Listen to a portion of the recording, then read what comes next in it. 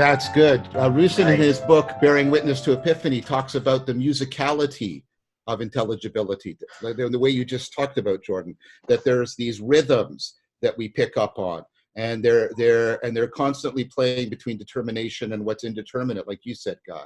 Yeah. And so there's something interesting there, Jordan, though, because that brings me back to Da'ath, because what you're talking about is a kind of trust, which isn't the same thing as, like, seeing that it is the case, but it is a sense of, again, resonance.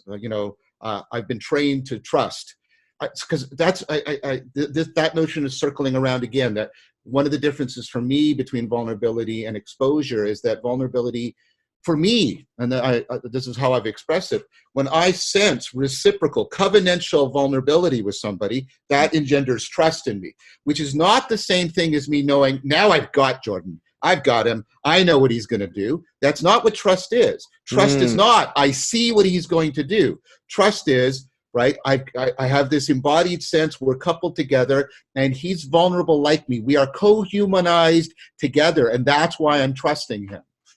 Right. That covenantal co-respiration, I think, Yes. is much of what we mean by faith. Would you say that again? The covenantal co-respiration that John is just describing, and Jordan's sort of invocation of the rhythm of that co-respiration, its reliable rhythmic nature, and our connection to that reliable rhythmic nature, the way it allows us to model, co-model, mutual model, I guess, as you would say, John, is, I think, much of what we mean by faith.